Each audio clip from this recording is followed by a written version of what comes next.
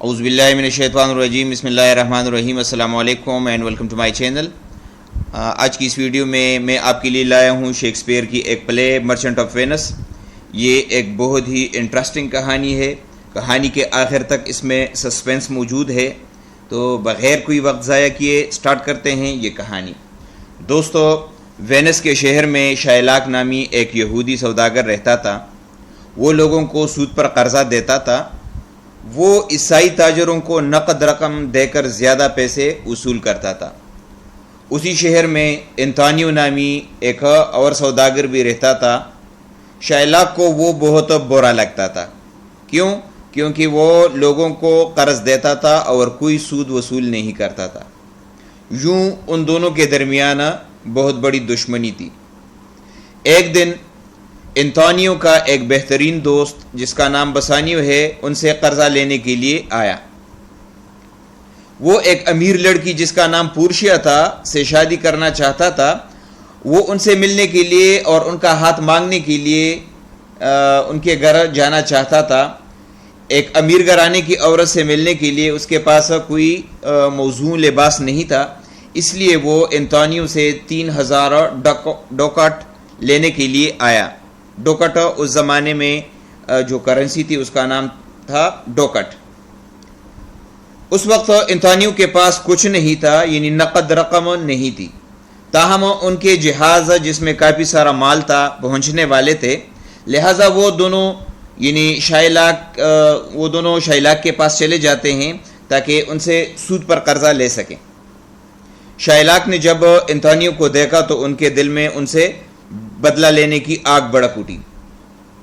وہ ان کو اس شرط پر قرضہ دے دیتا ہے کہ اگر وقت پر قرضہ واپس نہیں کیا تو شائلاک ان کے جسم سے 1 پاؤنڈ گوشت کاٹے گا۔ بسانیو کے منع کرنے کے باوجود انتونیو نے بانڈ پر دستخط کر دیے۔ بسانیو پیسے لے کر وینس سے دور ایک گاؤں ہے بیلمنٹ کے لیے وہ روانہ ہو جاتا ہے۔ پورشیا بہت ہی حسین اور عقلمند لڑکی تھی۔ بسانیو نے پورشیا کو صاف صاف بتا دیا کہ اس کے پاس کوئی دولت نہیں ہے۔ چونکہ پورشیا کے پاس بہت بڑی دولت تھی، لہٰذا اسے بسانیو کی صافگوئی بہت پسند آئی۔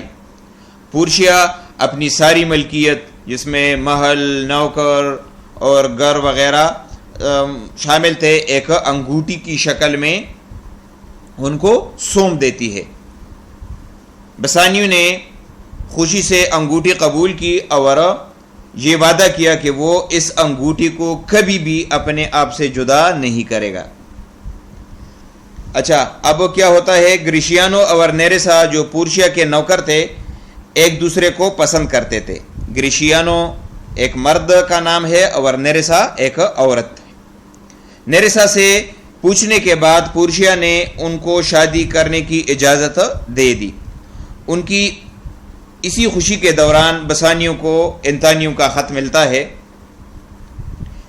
جس میں یہ لکھا گیا تھا کہ وہ یعنی انتونیو کے سارے بیڑے جو ہے یا جہاز وہ سمندر میں گم ہو گئے ہیں اور اسے یہودی شائلاک کے ساتھ ان کی ضمانت کی مدت بھی ختم ہوئی ہے، اسی لیے وہ چاہتا تھا کہ ان کی موت کے وقت بسانیو وہاں پر موجود ہو۔ پورشیا نے جب یہ ساری کہانی جان لی کہ انتونیو نے بسانیو کی خاطر اپنی زندگی کو مشکل میں ڈال دی تھی، تو فوراً بسانیو کو جانے کا کہا اور ان سے کہا کہ پہلے شادی کر لیں تاکہ ان کی دولت پر اس کا قانونی حق حاصل ہو جائے۔ شادی کرنے کے بعد وہ وینس کی طرف پیسے لے کر روانہ ہو گئے۔ اچھا، اب کیا ہوتا ہے، جب بسانیو اور گریشیانو رخصت ہوئے تو پورشیا نے خود اپنے شوہر کی مدد کرنے کے لیے سوچا۔ پورشیا نے اپنے ایک رشتہ دار وکیل کو خط کے ذریعے پوری تفصیل سے معاملہ بیان کیا۔ انہوں نے ان کو وکیلوں والا لباس بھی بھیجا اور ساتھ اس کیس کو حل کرنے کا طریقہ بھی بتا دیا۔ پورشیا اور نیریسا نے مردوں کے کپڑے پہن لیے اور وینس کی طرف چل پڑے۔ اب کیا ہوتا ہے، جب بسانیو اور گریشیانو وہاں پہنچتے ہیں یا جب وہ وہاں پر پہنچے تو انتانیو جیل میں تھا. بسانیو نے شائلاک کو پیسوں کی پیشکش کی لیکن وہ صرف اور صرف 1 پاؤنڈ گوشت پر اصرار کر رہا تھا، یعنی وہ پیسہ نہیں لینا چاہتا تھا. پورشیا وکیل کے کپڑوں میں پہنچی اور دونوں پورشیا اور نیرسا کو کسی نے بھی نہ پہچانا. ڈیوک آف وینس اس مقدمے کی سماعت کر رہے تھے. پورشیا نے وکیل کی طرف سے خط پیش کیا جس میں یہ لکھا گیا تھا کہ وہ یعنی وکیل بیمار ہے، اس لیے انہوں نے ان کو یعنی پورشیا کو بھیجا ہے اس کیس کو حل کرنے کے لیے. اچھا، اب اجازت ملنے پر مقدمے کی سماعت شروع ہوئی. پورشیا نے سب سے پہلے شائلاک کو کہا کہ انتانیو کو معاف کرو، اس میں دونوں کا فائدہ ہے اور خدا بھی معاف کرنے کو پسند کرتا ہے، لیکن وہ صرف اور صرف 1 پاؤنڈ گوشت حاصل کر کے اس کے ذریعے انتانیو کو ہمیشہ ہمیشہ کے لیے مارنا چاہتا تھا. کئی دفعہ سمجھانے کے بعد پورشیا نے کہا کہ چونکہ تم پیسے لینے کے حق میں نہیں ہو تو پھر آپ کو قانونی حق حاصل ہے کہ انتانیو کے جسم سے 1 پاؤنڈ گوشت کاٹ لیں. شائلاک بہت خوش ہوا اور وہ یہ سمجھنے لگا کہ وکیل بھی اس کی طرفداری کر رہا ہے. جب شائلاک گوشت کاٹنے کے لیے آگے بڑھا تو پورشیا نے کہا کہ روکو، گوشت کاٹ لو، لیکن اگر خون کا 1 قطرہ بھی بہایا تو وینس کے قانون کے مطابق تمہاری جائیداد اور مال بحق ریاست ضبط ہو جائے گا، کیونکہ بانڈ میں خون کے بارے میں کچھ نہیں لکھا گیا ہے. یہ سن کر سب لوگ خوش ہو گئے کیونکہ وہ سمجھتے تھے کہ خون کے بغیر گوشت کا کاٹنا ناممکن تھا اور اسی طرح انتانیو سزا سے بچ جاتا ہے. جب شائلاک اپنے ظالمانہ ارادے میں ناکام ہوا تو انہوں نے اپنی رقم مانگی.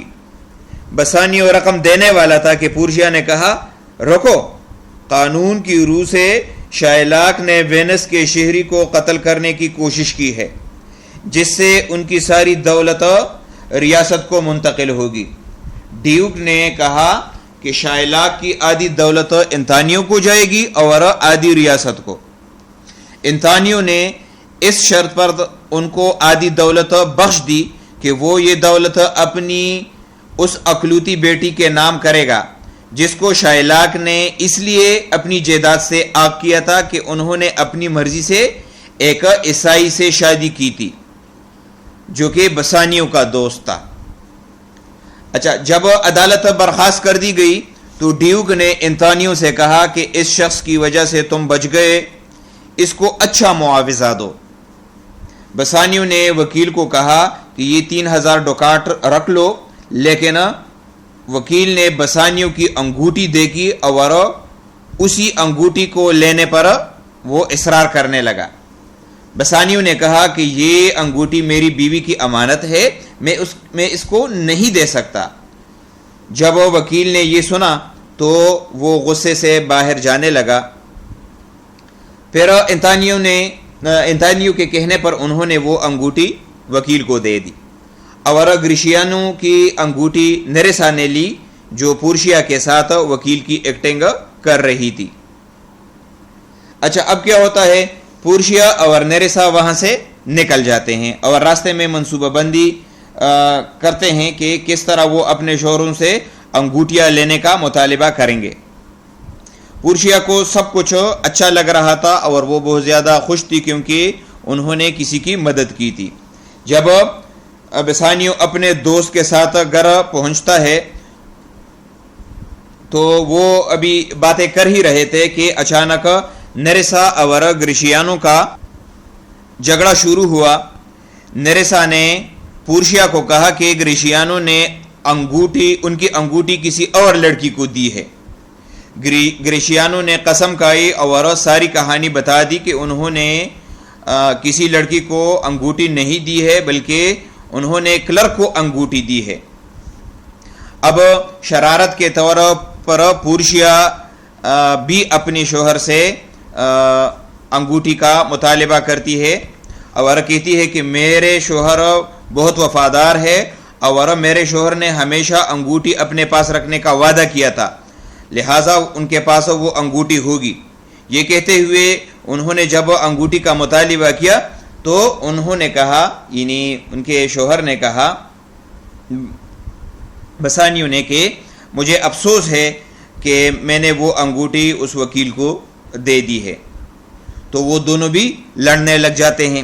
اس جھگڑے پر انتانیو بہت زیادہ پریشان ہوتا ہے اور کہنے لگا کہ یہ سب کچھ میری وجہ سے ہوا، لیکن پورشیا اور نیرسا ان کو انگوٹھی دکھا دیتے ہیں۔ پوری کہانی سن کر بسانیو اور باقی سب بہت زیادہ خوش ہو جاتے ہیں اور سب اس پر دیر تک ہنستے رہتے ہیں۔